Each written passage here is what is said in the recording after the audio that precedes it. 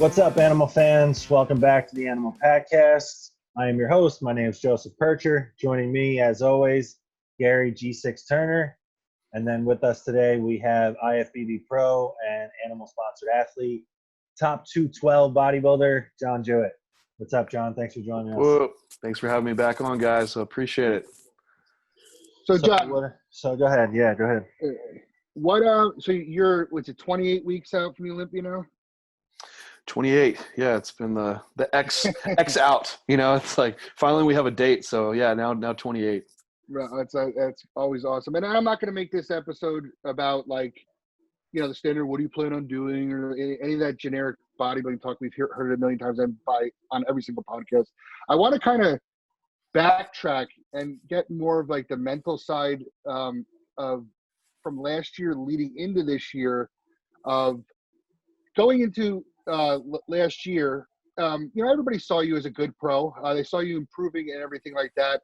And then you kind of redefined yourself. I remember you transformed your waist completely from the first show to the Tampa show that you won, and it really put you on the map. That got you the Olympia qualification, and you solidified that even more so by placing fourth, at the Olympia. And my question is, in the beginning, how was training, knowing that you're going to go in the 212 class, but the names that you were hearing in terms of the Olympia, you heard Derek Lunsford, Sean Clarita, and a lot of those conversations prior to last year didn't include you. Did you feel that put like kind of like a chip on your shoulder in terms of training, like kind of like I'll show them, and just kept at the training, transformed your body and showed up and delivered business? How do you feel about that? So this, you're talking about like before I started that off season for that whole prep, right? Yeah. Well, honestly, there's a lot of question in my mind coming out of, because I did the New York Pro, I got seventh, and I did the Europa, I got fifth, and so coming off those shows, it's like, man, this might be it for me in 212. Like, this is my been 3 years now as a 212, kind of been on the outskirts of right at fifth place. I don't even know if 212 is the right spot for me. Like, maybe I've reached this pinnacle, and so it was. Like the names that were out there, like Sean Clarita, Derek Lunsford, like I wasn't even ready to step on stage next to these guys. So I'm looking at the guys that I had in the lineup where I was. And so like, all right, well, Alex Cabanero, I hope I didn't say his last name wrong. I mean, a phenomenal classic physique competitor, right? Yeah. He won the 212 show. So I looked at him like, man, all right, this guy's waist is way smaller than mine. That's the big standout. And has this huge V-taper. So all right, these are things that I can improve on that I didn't nail. I was like, let me nail something at 212, bring a package that I feel like, yep, I had everything that I brought, and wasn't anything else I could improve on. So I was going to the off season, was like, just let me improve waist, develop it, try to do all this vacuum as much as I can. Like I'm going to get on stage, I'm going to do a damn vacuum, and try to max out the class. I felt like I could still nail the prep aspect better. And also the peaking better, and bring that to stage, and then really decide if 212 is there for me. So going into that 212 year, there was quite a bit of mental uncertainty, just if 212 was right for me or not. Whether it's like, oh, I'm going to do this or quit bodybuilding. Well, no, of course not. It's bodybuilding for me is just what I love to do every day. Getting on stage is kind of like the second outcome that's just there. So it doesn't change what I'm going to do. Bodybuilding is more of has led me to kind of like this self-actualization of who I am as a person, values, how I treat people. It's so much beyond just getting on stage for me. So going into that show, that was kind of the mindset of just testing where I truly stood. As far as who's there or who's not there, like it didn't really matter. The names don't influence me. I just had to bring a look that I was proud of, and that I could get a good gauge if 212 was right. And it turned out it is right. And those changes, came to fruition, and they showed on stage, and that led to some massive progress. I kind of wanted to ask you about this. Like, so, you went into that off season where, you had some clearly outlined goals. Like you wanted to work on the vacuum, you wanted to bring the waist down. kind of molding the clay. I think you've heard say about that. And then so you went in and you did Chicago. At what point though, like maybe if it was during the off season, or maybe it was Chicago, or maybe it was after, maybe it was at Tampa.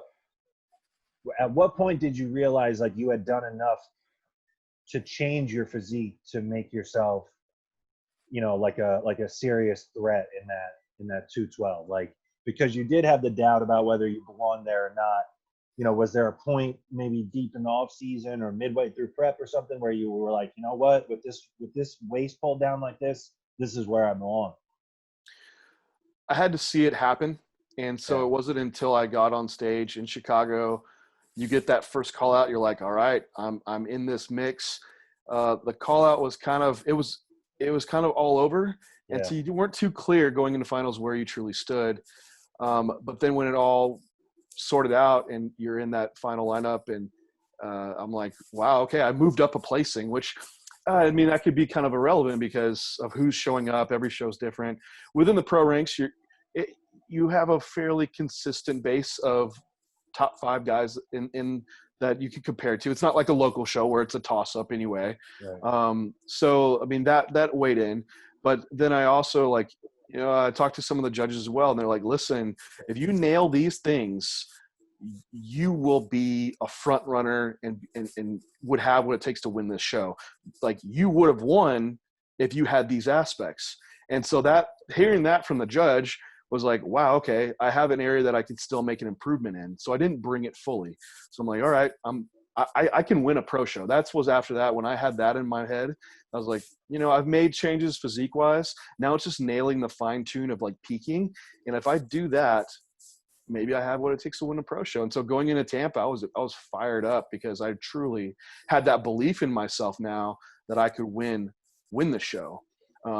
I train like I'm going to win, but mental wise, like I had that further belief. And so that's when we went to Tampa and sealed the deal. Now, what was it? Did they just want to see you harder in Chicago? Yeah. Part of it was I was a little bit flat because of how we had to make weight. And we did this like water taper and started high water. And then like every day, cut it back. Well, ended up like the first day we cut it back. The next day I looked awesome. It's like, oh man, you're like crispy and everything's there. Then you kept going and you just got flat, and I had to make weight. So I couldn't add more back in, and it just wasn't time to bring it all back to life. So the morning I was okay. Then by the evening show, I started to get kind of watery because we started pushing it, try to get some more fullness back. So I didn't strike that right peak balance on stage. So that he's like, whatever you're doing, he's like, just need to be a little bit more crisp. So when you say the is it Steve? Was Steve out there? Weinberger or no? No, he wasn't out there. Okay. It was Tim Gardner's crew. Okay. That's right. So I remember Jack Sullivan was one of them, and oh gosh, I forget the black-haired guy. Way back, sorry, guy. Yeah. So 2 of those guys. So that was Tim's show, and they were going to be the same judges at Tampa as well. So. Oh, okay. So you knew, they outlined this for you, and then so you went down into Tampa, and did you was it easier for you to make weight? I know, if I remember correctly, I think that you guys were even able to increase your food, to kind of fuel the training going into Tampa, because you had maybe 4 weeks or 6 weeks in between, something like that. Yeah, there was 4 weeks. It takes a lot for me to get down. Yeah. I really have to push because I'm pretty sedentary all day. Yeah. And so people look at my diet, they're like, you don't eat a lot. I'm like, yeah, well, I don't move a lot either. Right now, rest of my off day, I had 50 grams of carbs and 75 fat, and I'm just, I'm 28 weeks out. So anyway, yeah, so it takes a lot to pull me down. Once I have kind of that, if you want to call it like a diet break, which we could call like your peak week because you're resting and you're eating more, then I kind of come back to life. Fatigue drops off. I can increase food again. And with that, I'll still keep improving, but on a higher food amount. And so we just brought my weight down a little bit more, but I kept fullness because I had the food around. And that just got me that much sharper. and didn't have to do anything extreme to make weight. So for one, we're like, got rid of the water taper, and we kept water high. I was drinking 3 gallons of water every day, and we were looking at my pictures around the time that I would be getting on stage, first thing in the morning and getting on stage. And I think that's like good takeaway for people. Like if you're assessing what you're going to do during peak week, like look at what you're doing during the week, and around that time, like, is it post training? You know, how do you get a pump? And then the time you begin on stage, how many meals you have in, how much fluid you have in, how's that look? And so we had nailed it down pretty good. Like I trained around, 11:30, 12. By 2, I had about 1.5 gallons of water in me, 3 meals, and I looked full, sharp, hard. Everything looked great. So like, all right, this might be what we do for Tampa. So 3 gallons of water a day. I kept it in the whole time. I didn't cut water. I didn't take a diuretic, and made weight easy, and drank water all the way up to I got on stage. And that gave a much better look. Cutting water it's a dicey roll. People think like you just got to cut water, and you don't. Sometimes like if you look at natural guys, I would say like 70% of natural athletes don't mess with water anymore. Like they just mess with some carbs.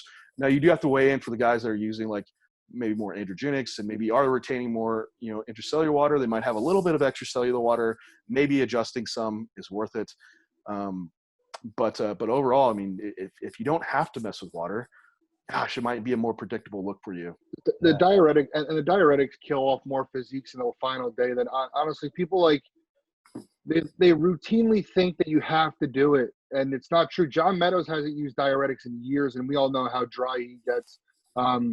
For me, even personally, my worst looks in terms of I'm never full on stage. I'll be flat if anything. We're using like 1 tab of Diazide the night before, and I woke up completely gone, compared to using a half or none the night before when I was fully, hard and ready to go. And I think that people it's still one of those things that you hear even the most local of local competitors like, yeah, I got a low-dal dactone for the last week, and then I'm going to take a diet. I'm like, dude, you don't even know what your water manipulation is going to be yet, in terms that for all we know, they're probably cutting their water too, and then just going into hyper flat mode. And that's why they all look like string beans on stage. They don't have a lot of muscle to begin with, but, in terms of that look. And I just think that you don't have to do that. You don't, when people like, and I don't understand even when people like buy like diuretics for their show, you only need like 3 for the whole season. You should not have bottles of diuretics in your house. That will last a lifetime, if that. So I never understood that. But yeah, you're right. Like most people are kind of like you said, you didn't use that many diuretics. You didn't cut your water, and I think that everybody should have a proper coach that does that.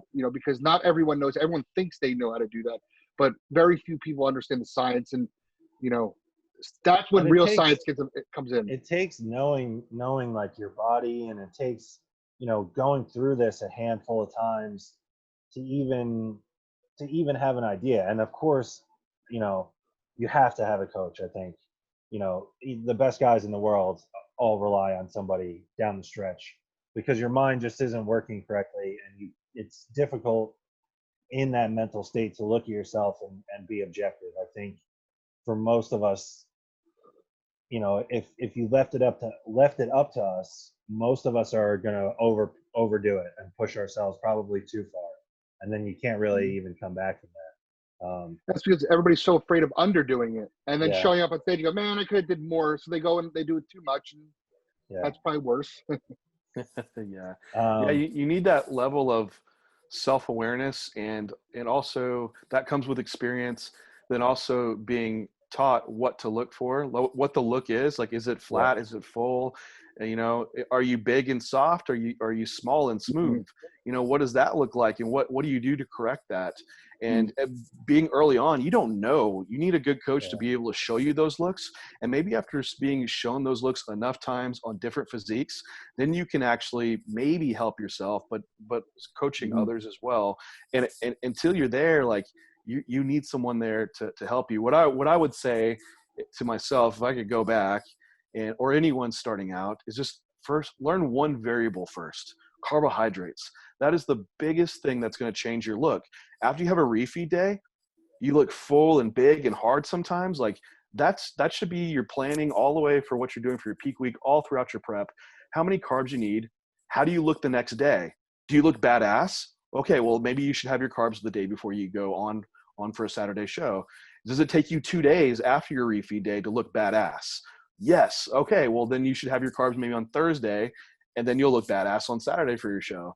And then don't manipulate anything else. Just carbs. That way you have one thing you have to understand, and then let the other things just stay static so you can understand what you change. It's like, Gary, you said you're taking diuretics, then you're manipulating water. And you have all these variables. Like, who freaking knows what worked? Most guys are like, oh, man, I didn't eat enough carbs. It's like, well, maybe it's all the diuretics and water you cut. Like, no, man, I went out after and I had that burger, and then I looked badass. Like, I should have had a – it's like, no, I don't think it was the burger. I remember, like, you got to be like, if you're like you said, John, it comes down to variables. So if you look awesome on Thursday or Wednesday, or if you look great a week out, you shouldn't be changing a whole lot. Like, and that's the beauty of getting, like, you want to be, ready early so you have an idea of what it really looks like. And at that point, it shouldn't require 4 or 5 variables, with these home run attempts at changing all these different things. Like, I think that guys, like you said, like guys just, it's like they think, okay, Thursday, I have to start diuretics. Thursday, I have to start carbing up. And then also it's like this accepted thing that, okay, Thursday, you stop training and you pull cardio. That's 4 variables right off the top that are completely different from what you've done the entire time. So now that look that you had Wednesday with your training in, your cardio in, whatever supplements you're taking, no diuretics and full of water, and you look awesome. And then now you just changed all 5 of those variables. You have no clue what it's going to result in Friday or Saturday. You know what I mean? Right. Yeah, people. Go ahead, Gary. I'm saying one thing you highlighted on that's true is people don't know what they're looking at, and they should. That's why they should have a coach, because everyone at the show thinks they're flat. Most of them still have fat on them, and they just don't have as much muscle as they once thought that they did. And they all thought that the magic hamburger between prejudging and night show is what filled them out. That is a little bit of sodium, but Matt Porter commented on this a few years ago and said that it's not the hamburger. There's no magic in the cheeseburger. He said, 1, prejudging's over. Your nerves are calmed down. Yeah. You're in an enjoyable state. You're not worried about it. Your cortisol has dropped significantly in that time frame. You're probably sitting around with your family having a first free meal, within realm that you've had in weeks, and because everything's just like fires better at that point. He goes, if somebody can mimic that going into prejudging, it'd be very good if they can remain calm like that. But everybody's competitive. But my point is that even myself, there are times where during prep where I have trouble even realizing that I'm flat. I know I can tell you one thing. I can tell you when I'm skin splitting full, which is also a bad thing because you're going to be blurry. It looks great in the gym. That week after the show, it looks great in the gym, but your glute lines are blurred. Everything's not as crisp. Your lower back, you're retaining a little bit water in your lower back. So everybody thinks that that's the look that they should have on stage, and it's not. You will lose if you go on like that. And most people just don't know really what they're looking at. So make sure that your coach is definitely somebody who knows what they're looking at objectively. I know everybody says that they know what they're looking at. I'll be the first person to admit I've been in this game for 10 years competing, and I'm still not 100% confident with it. That's why I hire a coach that knows exactly, tell me otherwise. When I'm like, when I don't know what I'm looking at, I'll say, I look skinny and fat. No, you're flat. That you haven't had carbs in 2 weeks. That's why. So that's a good point that you made, John. Yeah, and you're right, Gary. Like, because even judging yourself like off what it's hard. Like I'll even in clients, it's hard sometimes, and they send you some pictures, and you're like, oh gosh, what? One, this is how this looks, but then what did they do? Like, are they following everything? Then you have to like play 21 questions going through all these things. And then you find out, oh, maybe they didn't follow the plan exactly right. And that's the look you're seeing. And so to make the right call, you even need a very, very good assessment to really diagnose the situation. So if, from being in the state of mind, you might see like, all right, I look flat. Well, you have to work through every single, aspect of situations like cortisol, stress, travel to the show, how did fluids change, and all those variables and timing to make the right call of what's next. And that's really complicated. So having the coach to kind of work through that is a challenge. It's still a challenge, even doing it now. So you're a guy, so you're top 5 of the 212 Olympia, 4th to be exact. And, you worked with a coach. You worked with Andrew Vu. So you guys are going to be working together for this prep as well, I'm assuming? Yes. Yeah. Now, is that something, because you brought him in late last year, right? Because you kind of got yourself there on your own, right? Yeah, I was 4 weeks out from Chicago, and then I brought Andrew on. Okay. And now, so is this something like how often, I know that you're 28 weeks out now, but how often are you guys checking in at this point? Like, do you send him a weekly update and it kind of goes from there, or is he making like on the fly calls like on a daily basis all the way out right now? No, like this whole off season, we've been doing like check-ins once a week, and they've still been once a week. Yeah. These past couple weeks, we had a few more frequent, just because we started prep, which was supposed to be 20 weeks out, and then that got moved, and so we turned this into more of like this kind of recomping dieting phase, and it just hasn't really panned out the way that we wanted it to, which is okay. It happens, right? So you got to take some time to figure things out. I just wasn't changing. And I'm just very adaptive to decreasing food. And I think I'll probably just move around less. And maybe it's just, unconscious movement that's not occurring anymore. And so we keep making some changes and sitting on them and waiting for things to happen. And I just haven't changed too much. So we had, over that time course, we had a little bit more frequent check-ins and just trying to make some adjustments. So now we're at a point now where I think we made the right calls to bring my weight down some, then cruise a little bit and hold that look at like maintenance before truly starting prep again. So what are you weighing right now? 240 ish? Right at 240. Yeah.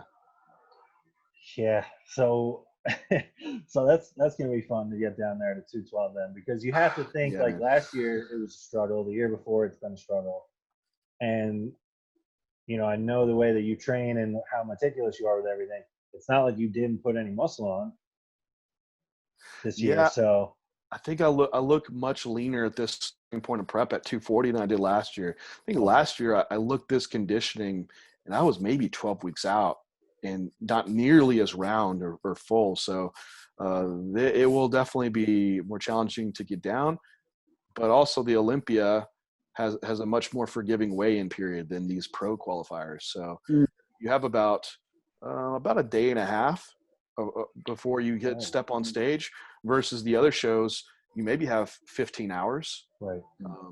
So it definitely plays the advantage of someone that is very close to that cutoff. Yeah.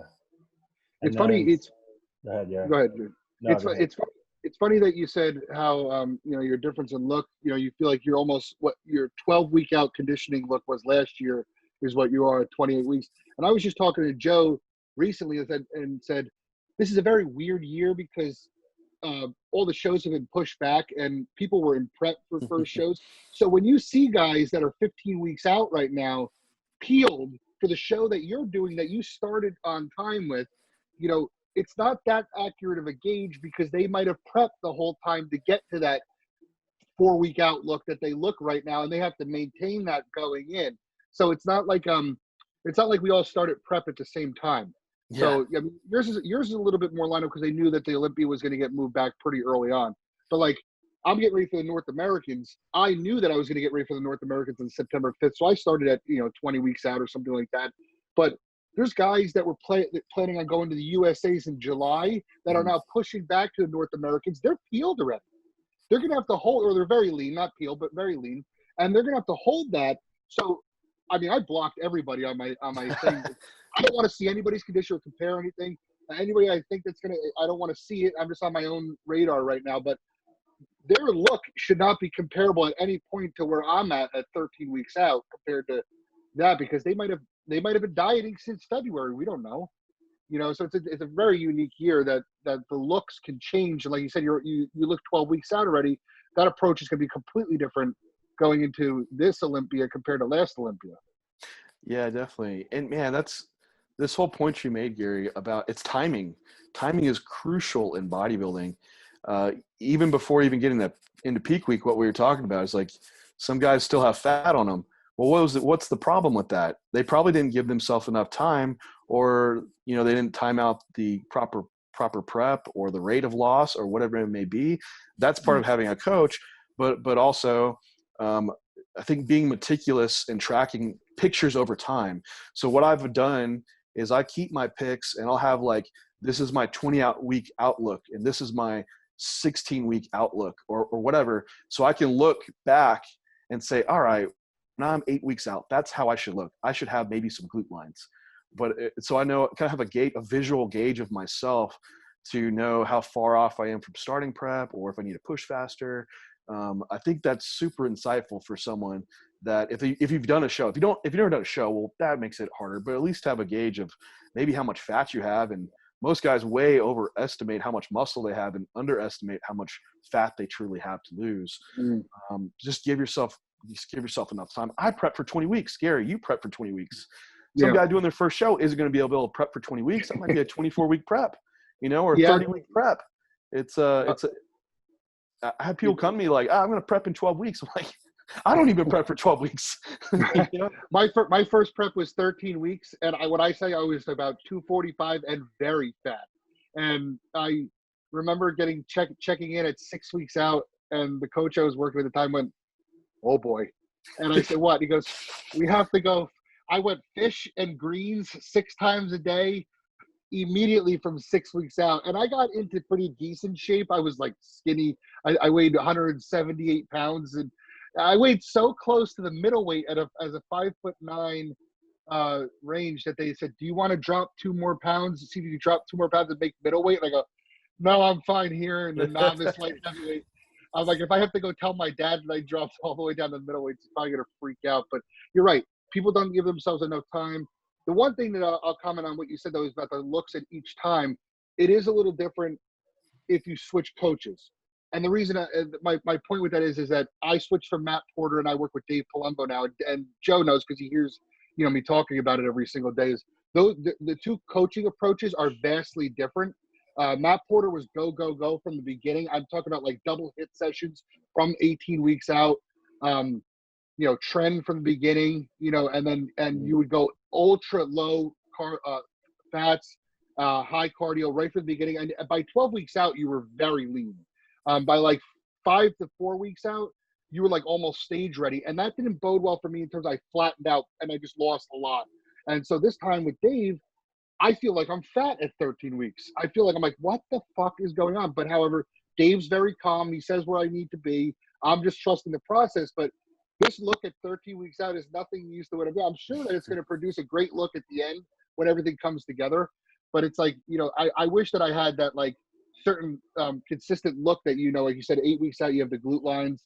But yeah, like you said, that takes time of having multiple shows and a lot of surveys of each look to be able to look at pictures and say, okay, here's where we are.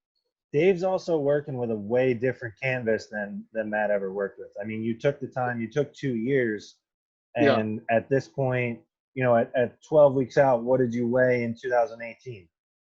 238. Okay, and what are you, 285? Yeah, something like that. So you're a different person. Yeah. The old Gary is no longer. Yeah.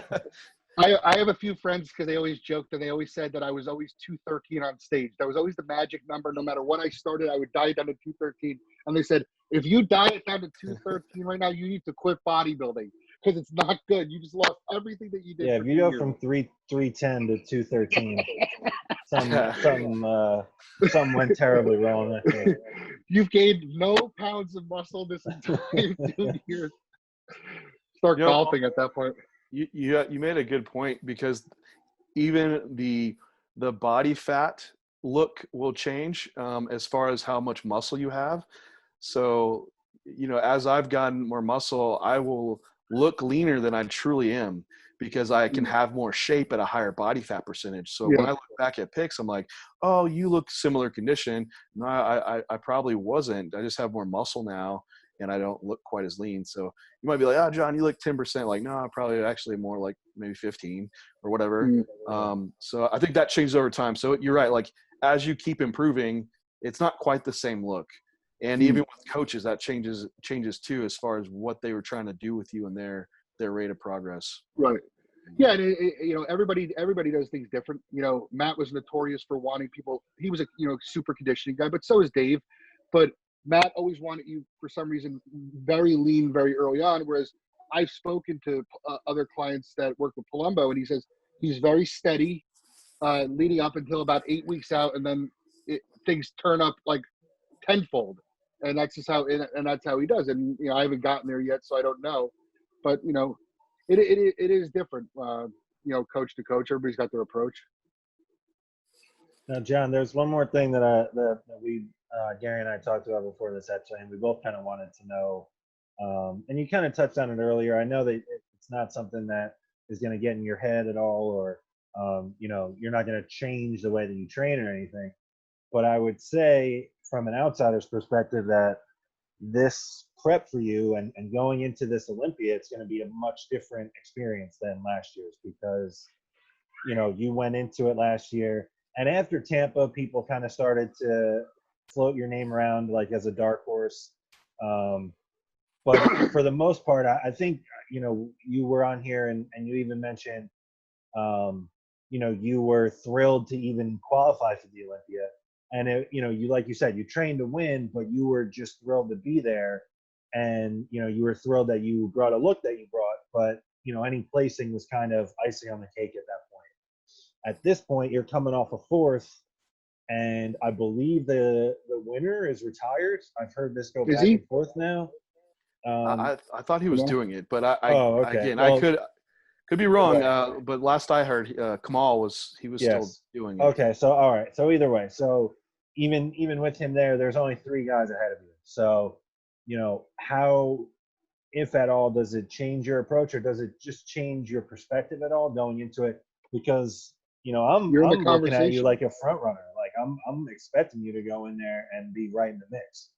So you better not let us down. I know, no pressure, right? Well, it's just with all those shows, you just do. It's the same mentality approach. It doesn't change. So yeah, I think, as you keep prepping, and what the biggest changes keep at this level is you do keep improving that weigh-in and peaking process. Being that close, it really dials down to having to nail that. And I think that's what's going to be the big changer for me. I'm not like Sean Clarita, where I could add on another 20 pounds of muscle. Like, I just don't have that. And Derek kind of has the same issue as me, that we're like easily could go probably into the open. It's harder to get down. So nailing the peak for either one of us has to be really important. And Kamal came in super conditioned. He was so crazy crispy. So, that's the piece that needs to be there. And outside of that, I can't change much more. Like, I have a much better, rounder look this year. So I feel like the change will be in place, and I'll bring those changes, and we'll see where it falls. I am happy and have to be there regardless. But I'm definitely coming to win this thing. So. Yeah. Oh yeah. All right, man. Well, I don't want to take up any more of your time. And also, Gary and I have a meeting at 12. So that's one negative of recording a podcast during a workday. But I want to thank you for coming on. I know that you do online training, of course, because you're my coach. So if anyone did want to reach out to you as far as coaching, what is, you want to plug your email or your IG? What's the best way to get a hold of you? Yeah, actually, at the moment, I'm not taking on any more clients. I Okay. have a few other projects I'm working on, which should come out in the next few months, which should be pretty cool. Won't bring them up yet. Let them be a surprise. So, but you can follow me on IG at John Jewett 3, and if you want to DM me anything or maybe ask for coaching or questions, just shoot them my way. I'm always happy to try to keep in touch with everybody. Okay, cool. Gary, you got anything for him? No, I'm good. All right. Thanks again, John, for the Animal Pakcast. I'm Joseph Percher, Gary Turner, John Jewett, and we are out.